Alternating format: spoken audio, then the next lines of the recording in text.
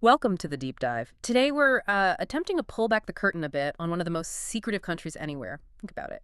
A place where control is just total, where silence is enforced and fear is, well, part of daily life. We're talking about a country where the leader isn't just a president or prime minister. No, he's worshipped almost like a god. Where saying one wrong thing, even accidentally, could get you arrested. And where, for most people, the internet, our internet, it just doesn't exist. It really is an extraordinary situation, isn't it? Such a stark contrast to almost anywhere else. This level of control over information, over daily Yeah. life, it creates this bubble. Exactly, a bubble. And that's why we wanted to do this deep dive. Our mission today really is to try and unroll some of those layers of secrecy around North Korea. We've been going through these excerpts from a special report. It's called North Korea, a land of control and secrecy. And we want to pull out the key bits of information, the really important stuff, to help you get a clearer picture of what life might actually be like inside. Yeah, we'll try to connect the dots. So we'll look at how Korea got divided in the first place, the whole history there, and then this cult of personality around the Kim family, which is just fascinating. Plus, the day-to-day reality for ordinary folks. What's that like? And the really difficult topic of the prison camps. We'll also touch on the military situation, that paradox of power versus suffering, how the world views North Korea. And finally, those incredible, though rare, stories of people who managed to escape. There's hope there, too. Okay, so let's start at the beginning, maybe. To understand now, we need to look back. The report really points to that division after World War II as, like, the crucial moment.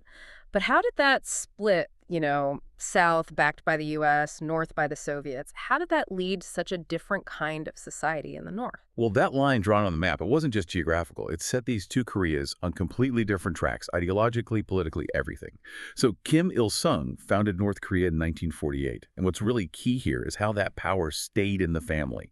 His son, Kim Jong-il, took over. And now his grandson, Kim Jong-un, is in charge, ruling with what the report consistently calls an iron fist.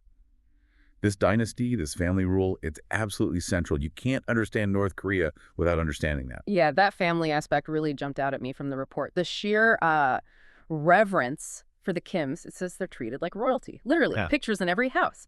And kids are taught to love them, adore them, basically from day one, from the moment they can speak. How does the state even do that? How do they maintain that level of devotion? It's more than just, propaganda posters. It's engineered reality. The report suggests it's about making the leadership the only framework for understanding the world. So criticizing the leader isn't just illegal. It's like thinking the wrong thoughts.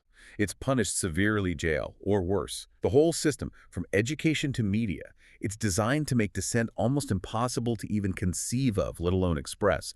It's deep psychological control, starting from birth. Right, so if that's the overarching control, what does that translate to for just regular people living their lives day by day? Yeah. The report paints a pretty grim picture, things we take for granted, like electricity. It says it's really limited. Most homes just go dark at night. Yeah, that's a detail that really stands out. Imagine widespread darkness after sunset. And then the information vacuum. No Google, no YouTube, no Facebook, nothing we use to connect and learn about the world. So think about what that means. Their entire understanding of reality, of the outside world, is filtered through the state. Completely. And alongside that, there's the economic hardship. The report says people are poor, many face hunger, malnutrition is a real issue. Exactly. Severe poverty and hunger are widespread. Which then brings up that question of resource allocation, doesn't it? Especially when you contrast it with other things the report mentions, like the military spending, which we'll get to, and then there's this other layer, constant surveillance. Government spies are everywhere. The report even mentions potentially within your own family. Imagine that level of paranoia. It's hard to wrap your head around, and then the report goes even deeper into something even more hidden. These secret prison camps, they're kept off the map, deliberately concealed. But stories get out, from the few who escape. Horrifying stories. They are horrifying. And what's striking is the consistency in the accounts, even though they're rare. We hear about torture, brutal forced labor, starvation as a tool, and basically no way out. It's a life sentence or worse. And perhaps the most chilling aspect the report highlights is the generational punishment. If your parents or grandparents were deemed enemies of the state, you could be born into a prison camp. That ensures control not just for now, but for generations. It crushes dissent before it can even start. So, okay, we have this picture of deep poverty, intense control, these brutal camps, but then the paradox. North Korea spends billions on its military, on weapons. They've tested nuclear bombs. They frequently make threats against other countries. How does that square? It doesn't, really, from a humanitarian perspective. It's a jarring disconnect.